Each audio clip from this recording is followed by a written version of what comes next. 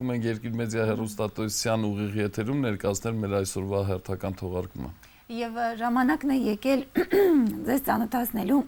ներողություն մեր հերթական էքսպերիմենտին, այո, տարբեր օրեր, տարբեր էքսպերիմենտներ, տարբեր հորինված իրավիճակներ, ինչպես քիչ առաջվա տեսանյութում լսեցիք ու տեսակ, այս անգամ էլի մի բան փորձարկել են մեր լրագրողները, մեր ստեղծագործական խումբը հասկանալու համար մարդկանց անտարբերությունը կամ նման ինչ-որ մի բան։ Վերջերս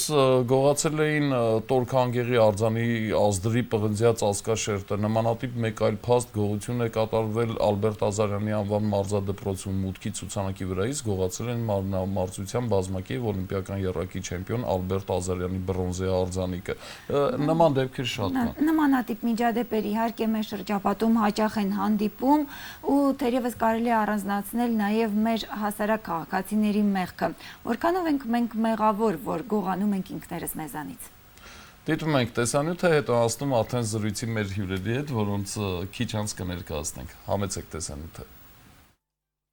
Վերջերս մեր մայրաքաղաքում նմանատիպ նստարանները բավականին շատացել են։ Այսօր մեր էքսպերիմենտի ժամանակ փորձելու ենք դրանցից մեկը քանդել, տանել մեզ հետ։ Ասենք մեր բակում տեղադրելու համար։ Կփորձեն միջամտել մեր համաքաղաքացիները, թե ոչ, կպարզենք հենց հիմա։ Երեկոյան ժամ է, մեր նկարահանող խումբը քաղաքի ամենաբանուկ փողոցներից մեկում է։ Մեր մեքենան բաց բեռնախցիկով կանգնած է մեր պոտենցիալ գողոն հանդիսացող նստարանի հարևանությամբ։ Լավն է, չէ, արդեն մերն է։ Կտանենք մեր հայաթում կդնենք։ Ի սկզբանե նպատակ չունեինք նստարանից մի պտուտակ անգամ քանդել։ Փորձում էինք գործը գլուխ բերել այս կասկածելի երկխոսությամբ։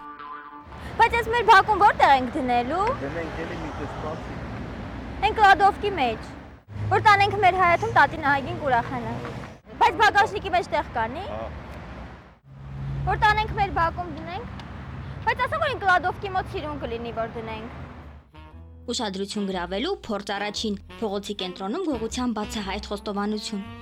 Դեղ էլ մի հատը կա հաստատ կարանք քանդենք։ Եթե կարանք հայացի են մյուս մասում դնենք պոդքասթին ինչ կայֆ կլինի։ Առաջին փորձը ձախողվեց, գուցե մեզ խելապակասի տեղ դրեցին, գուցե պարզապես չլսեցին ինչ էինք խոսում, բայց մեզ ուշադրություն դարձնող չեղավ։ Փորձ երկրորդ։ Անտարբերությունից զայրացած սկսեցինք նստարանի պտուտակները քանդել, փորձեցինք փոխել մարտավարությունը, մտածելով, որ գողերը հավանաբար շշուկով կխոսեին, ավաղ։ Պիտի ուշ քայինք էլ էս սա ջոկելու են։ Ասուս մնա դու չեն ջոկի։ Սա ջոկելու են։ Ճարագար այսը բոլորը իմանալու են։ Սա տենան տեսնում են, չէ բոլորը։ 30 րոպե անց։ Արդեն բորբոքված նստարանը վառելու մասին հայտարարությունն էինք անում։ Էնի որ քանդես լրիվը կքանդվի։ Հա բայց լավ կվառվի, չէ՞ էսի։ Հա բեշ դա։ Գոնե մի քանիսի ուշադրությունը մեր սև գործին սևեռելու համար ստիպված եղավ միջամտել մեր գործընկեր Անժելան, սպառնալով ոստիկանություն կանչել։ Հիմա կզանգեմ ես ոստիկան։ Հայ ում ուզում եք զանգել։ Այսպես բան ինչ Ում ասա պատկանում։ Ստեղ կամ քո Խոմնա։ Քաղաքինն է իմն է։ Վերջ։ քաղաքինը սա իմը ո՞րն է։ Քաղաքինն է, քաղաքն էլ իմն է, իմն էլ ուրեմն է սա։ Պարզ լոգիկա է։ Գնացեք լրագրությամբ զբաղվեք, որ պետությունը ինձ այնքան ապահովի, որ հեսա չգողանամ տանեմ։ Ոնց։ Գործ տվող ես գնա տուր, պրոբլեմ չունեմ։ Եվ ի հայտ եկան առաջին ծնծաղիկները։ Մի խումբ երիտասարդներ, ովքեր ոչ թե մեր գողություն անելու փաստից ազդվեցին, այլ այն բանից, որ մենք հարձակում գործեցինք անօգնական աղջկա վրա։ Դեսի դուք հիվանդ եք։ Գնան լրագրությամբ զբաղվի։ Դեսի ես հիմա ոստիկանություն։ Գնա ուզում ես զանգի։ Հա դե բան կարող գնաք։ Հակային էլ ես խոսում եմ բանը նա ուշադիր նայում ես, ոնց ինչ կա ուշադիր նայում։ Նորմալ է, ցավը տանը, գնացե։ Չէ, ապա ինչ կա։ Ինչ կա, օրը ցերեկով ես ինչ ես անում։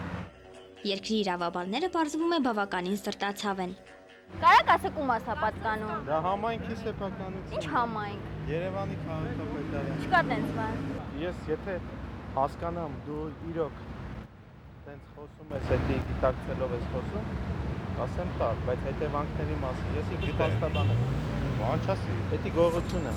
Կրակը կարծես թե գնալով մարում էր, մենք վերադառնում էինք այն պասիվ կետին, որտեղից սկսել էինք։ Նստարանն արդեն իրարահան էր եղել։ Փորձ համար 4։ Միթե այսպիսին ենք մենք, միթե մեզ համար մեկ է, որ ես կտանեմ այս նստարանը մեր բակ։ Նրանց արդեն անձամբ սկսեցի ուղղել այս հարցը։ Շատերն անվրդով մնացին։ Ինչ ես խանում արձեն չի անում, այդ քեզ խանգարեց։ Ձեզ խանգարում է, որ մենք տանում ենք սա։ Բրծավ։ Ձեզ խանգարում է, որ ես նստարանը տանում եմ մեր հայաթում դնեմ։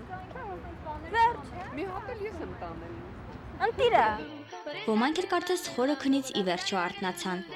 Ձեզ ուզում է, որ մենք սա տանում ենք մեր հայաթում դնենք։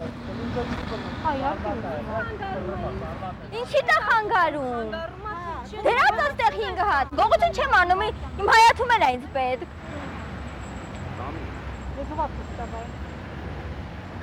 Ճիշտ ասած դուք ով եք։ Չէ, ինչ կապ ունի։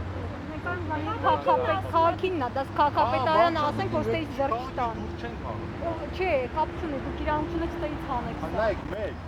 Կապ չունի, կա։ կապ չունի, եթե սա կզանգեմ քաղաքապետարան։ Ո՞նց եք տանում, ես չեք կարող տանել։ Թե չենք կարող։ Շատ հասարակ, մեզ էլ է պետք, այն չանենք։ Ձեզնա պետք գնացեք զարգացնեք եկանեք։ Ո՞ց չունի։ Փոխությունով մեկ Դել 4-5-ը դրած։ Գողություն մի արեք։ Գողություն չի մի վիրավորել։ Մեզ էլ է շատ բան պետք։ Քոսումքենից պետք է, հանեք։ Հանեք, քոսումքենից պետք է։ Զանգի մի հատ միլիցիա գա։ պետք է։ Քո երբ խոսելցի պետք է։ Սպաս ես զանգեմ ոստիկանի Զանգեք։ Գնացինք։ Հավաքի շուրուկները հավաքի, ուր ես եկել։ Իրիկունը գալն տանել։ Հանուն արդարության պետք է նշենք, էքսպերիմենտի հենց սկզբից նկատեցինք, որ մի խումբ մարդիկ անտարբեր չէին, բայց մեր գործողություններին հեռվից էին հետևում։ Հետո միայն պարզ դարձավ, ուզում էին վերջնականապես համոզվել, արդյոք մենք գողություն անելու նպատակ ունենք նոր միջամտեն։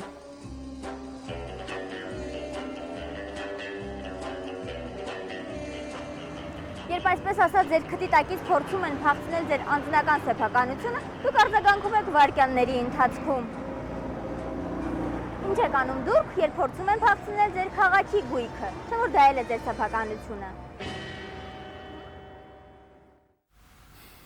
Ահա, այսպես դրելի հեռուստադիտողներ, չգիտեմ դուք ինչպիսի տպավորություններ ստացաք, բայց այս էքսպերիմենտը ինչ ասելիք կառաջացնի մեր հյուրերի մոտ կպարզենք առաջիկա րոպեներին, տաղավարում հյուրընկալել են քաղաքացիական ակտիվիստներ Արմեն Հովհաննիսյանին եւ Սևակ Մամյանին։ Բարի լույս։ Բարև ձեզ։ Կարելի է շատ հանգիստ գողանալ տանել փաստորեն, չէ՞։ Կարծում եմ 5 րոպեվա պատմություն։ Եթե իրական ցանկություն ուներ, կարծում եմ որ կհաջողվեր։ Մենք սրանում որևէ մեկին որևէ ուղի ու ճանապարհ չենք ցույց տալիս եւ որպեսզի հավաքեն տանեն իրենց բակում ինչպես մշկում դնեն։ Գիտեք, նախ ես զարմանում եմ, որտեղ մեր ժողովուրդը շատ պրպտուն ուղեղ ունի, որ մինչև հիմա որևէ մտքով չէր անցել եւ Որևէ մեկի մտքով չէր անցել տանել։ Հա, երկիր մեդիայի աշխատակիցների այդ փորձի համար այն էլ եղավ, որովհետեւ մի անգամ են կարող էին տանել եւ սա շատ դուրս խնդիր է, այստեղ ոչ միայն անտարբերության խնդիր է կա, այլ օտարման խնդիր է, այսինքն անհատը զգում է իրեն օտարված ամեն ինչից եւ իր շահերը բացարձակապես առանձին են ու որևէ կերպ չեն համադրվում հանրային շահի հետ։ Եվ մնացած բոլոր քաղաքացիները դա ընդունում են դրա իրավունքը այդպես ապրել եւ դա շատ նորմալ է։ Եվ շատ մի քանի անգամ շեշտվեց քաղաքինն է, քաղաքապետարանինն է, ոչ ոք չասեց մերն է։ Մերն է։ Այսինքն նշանակում է քաղաքապետարանը դա ոչ թե տեղական ինքնակառավարման ընդամենը մի ձև է, հա, այլ ինչ որ օտարված մարմին է մեզանից։ Գուցե իրականում այդպես էլ կա, բայց քաղաքացին ոչինչ չի փորձում անել, որ այդպես չլինի։ Այսինքն մեր զգացումը պետք է վերականգնվի։ Շատերիս աչքի առաջը հաճախ չասենք ամեն օր նման մանր կամ մեծ ավելի հնչեղ դեպքեր գողություններ լինում են։ Գողանում են մեզանից, ինչ որ այգի են գողանում մեզանից, մեր քաղաքի դեմքն են գողանում, մեր քաղաքի, չգիտեմ, գույներից մի բան են պակասեցնում ու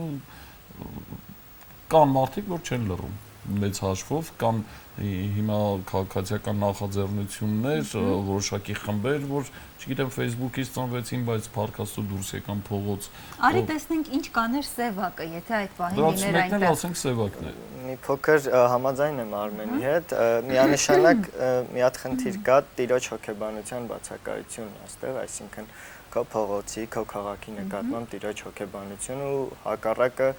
տնվորի հոգեբանությունն է արկա մեր հանրության մեջ։ Մենք մեր քաղաքի տերը, չէ՞, նման։ Հա, բայց հիմա հանրության մեջ ավելի շատ արկա հենց այդ տնվորի հոգեբանությունն է, այսինքն իմը չէ, չգիտեմ ումն է, ինչ ուզում է թող լինի։ Այսինքն աշճանաբար այդ հետադարձն, որին նաև ձեր նշած հենց քաղաքացիական ակտիվիստները, քաղաքացիական նախաձեռնություններն են նպաստում, աշճանաբար այդ տիրոջ հոգեբանությունը վերադառնում է հանրության։ Եթե դուք լինեիք այնտեղ, Սևակ, ինչպես կվարվեիք։ Ես ուզում եմ նաև կողմնակի ճանապարհով մեր հեռուստադիտողներին սովորեցնել ինչ անեն տվյալ իրավիճակներում։ Տվյալ իրավիճակներում մի քանի տարբերակ կա, բայց առաջինը դու պետք է ճշտես ինչ իրավիճակ կա, ինչի համար է ինքը անում։ Հետո դու կարաս քո անձնական բանով կանխես այդ ամեն ինչը, կարաս նաև ավելի իրավական ճանապարհով, որը ավելի ցանկալի է։ Արմեն դու։ Զանգում ես ոստիկանություն, ոստիկանը գալիս է գողի ձեռքը բռնում է, գողին էլ հետը։ Բա որ ուշանան ոստիկանները։ Դե դեպքում արդեն հենց ոստիկանները շատ են ուշանում այսօրվա դրությամբ մեր հանրապետությունում կամ ընդհակառակը չեն ուշանում ու գալիս են քեզ պաշտպանել քո հանրային սեփականությունը։ Այս դեպքում ավելի շատ դրա համար եմ ասում առաջին իրավական ճանապարհը, բայց երբ որ դա չի ստացվում, ոստիկանն է ուշանում կամ հենց ոստիկանն է խոչընդոտում քեզ պաշտպանել քո հանրային սեփականությունը, արդեն անձամբ դու ես կանգնում։ Ես կփորձեի երկխոսել իհարկե, մարդկանց փորձել հասկանալ եւ բացատրել։ Բոլոր դեպքերում եթե խոսքը գնում է մեր մասին, ուրեմն այդ մենքի մեջ նաեւ այդ մարդն է մտնում, պարզապես ինքը գուցե խեղաթյուրված ձևով այդ մենքի ընկալումը իր մոտ կփորձեի բացատրել, որ նաև իրենն է, բայց այստեղում է նաև իրենը, ոչ թե պարտադիր իր բակում պետք է լինի իր կողմից տարված, որպեսզի լինի նաև իրենը, իսկ եթե իր բակում այդպիսի խնդիր կա, տեղական ինքնակառավարման մարմնին պետք է դիմել եւ նրանք պարտավոր են բավարարել այդ պահանջը այդ բակի բնակիչների համար։ Ոստիկանությանը ցավոք ասեմ, որ այդքան չի վստահի, որովհետև իմ վերջի 2 տարվա փորձը ցույց է տալիս, որ իրենց միջամտությունը շատ ընտրովի է եւ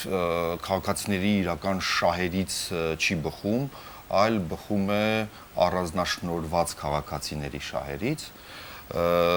Դրա համար, քանի որ որևէ առանձնաշնորհված քաղաքացու շահ ես այդ նստարանի պարագայում չեմ տեսնում, հնարավոր է, որ անգամ չմիջամտեին։ Հնարավոր է, չեմ կարող 100% համոզվածությամբ ասել, դրա համար կարծում եմ մենք բոլորս գիտակից մարդիկ ենք, բանական եւ երկխոսելը ինչ-որ բանի կհասցնի։ Գողություններ կա, գողություններ։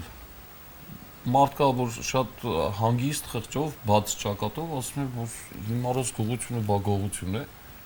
Դա գիտեք, երբ որ մենք սովետական շրջանում մեր ծնողները այդպես առանձնացրինք մեր մասնավորը եւ պետականը դա ոչ մեկինն էր, ոչ թե ընդհանուր էր։ Դա գուցե դրական անգամ նշանակություն ուներ, որովհետեւ այդ տոտալ իրավիճակում մարդը փորձում էր իր դեմքը պահպանել, իր ընտանիքը, ինքը, իր սեփականությունը։ Այն ինչ որ փաստորեն սովետական համակարգը մերժում էր, որովհետեւ ամեն ինչ հանրային էր, ամեն ինչ բոլորինն էր։ Ցանկացած սեփական ձգտում էգոիզմ էր, չէ՞, համարվում։ Բայց դա ունեցավ իր բացասական դրսևորումը, հանրայինը կորավ ընդհանրապես։ Իմը կա եւ մարդիկ հասկանում են, այսինքն շատ անգամ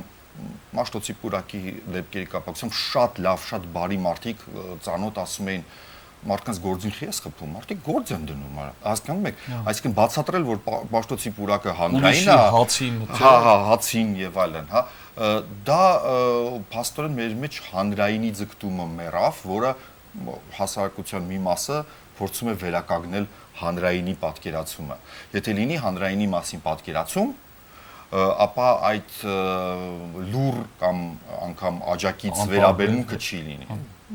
Ինչ է կատարվում քաղաքում Սևակ հիմա։ Ինչ օրինակներ այս նստարանի օրինակը բերելով կարող ենք չէ թվարկել։ Սկզբում մենք 1-2 օրինակ բերեցինք։ Գողությունները փոքր-մոքր, դրանք ավելի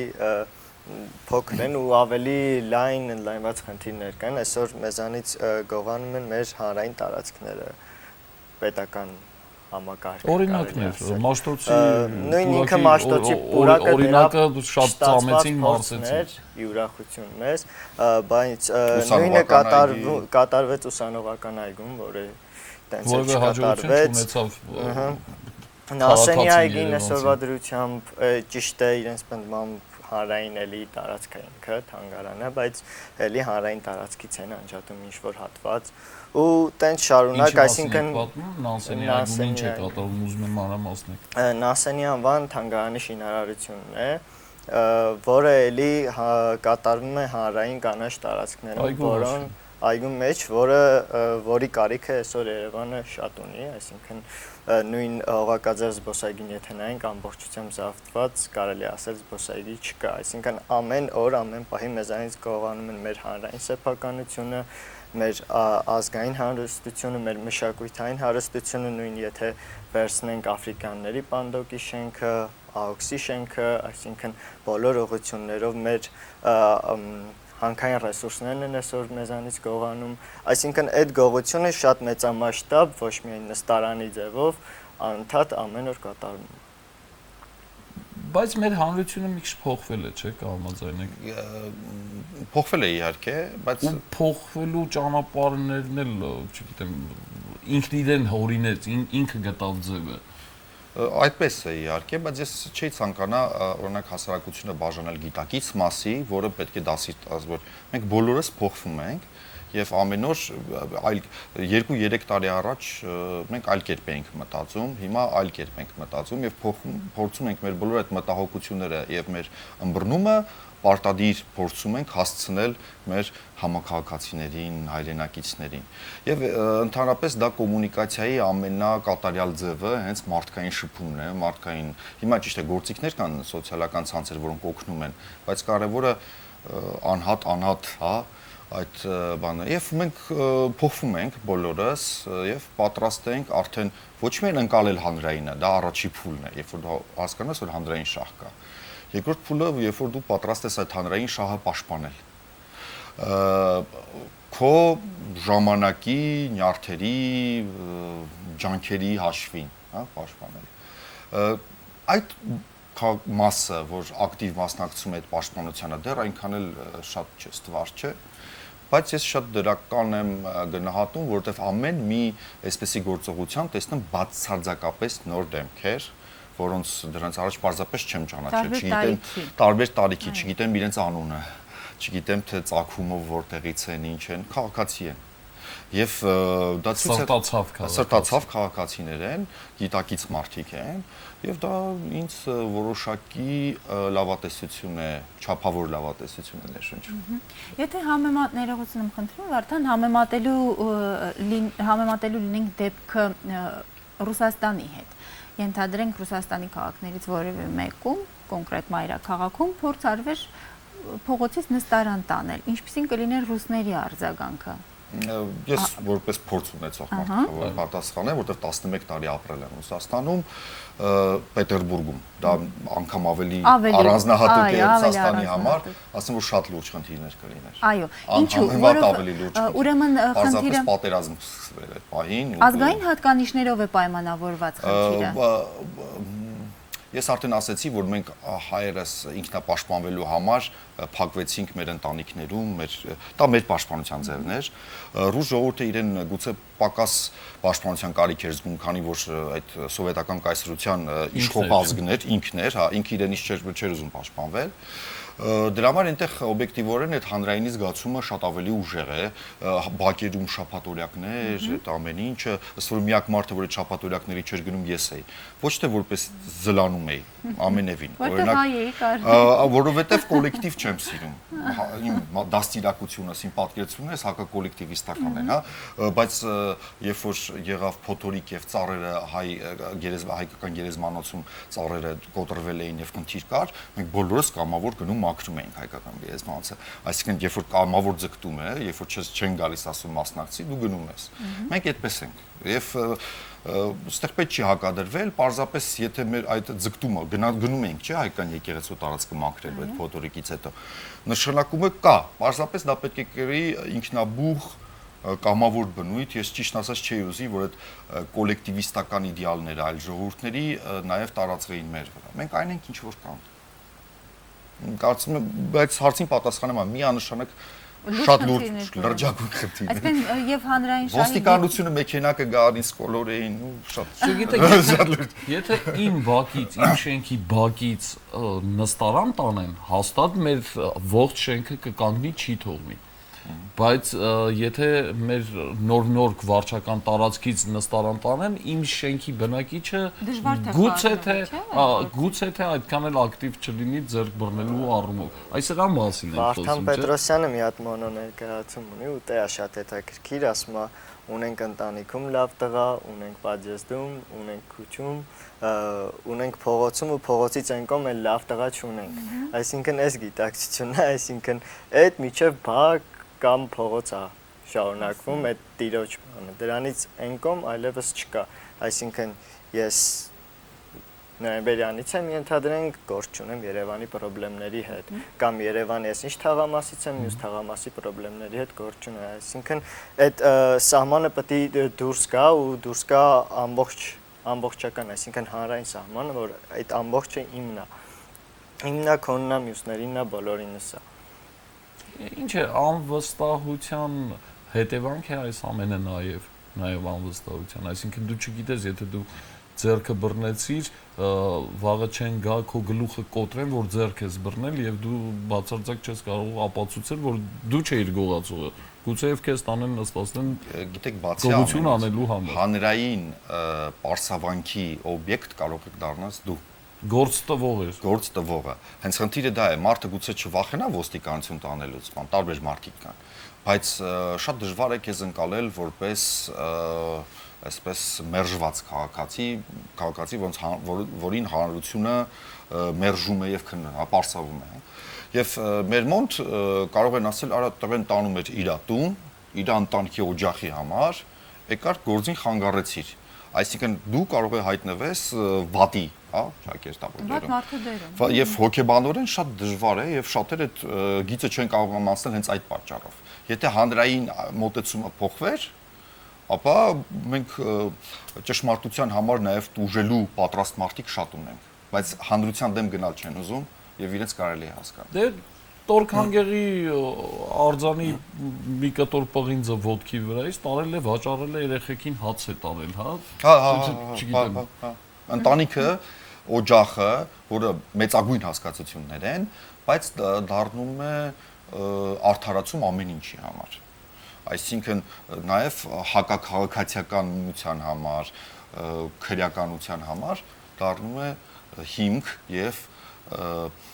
ներման այսպես ինդուլգենցիա թուղթ է, որ ընտանիքի համար է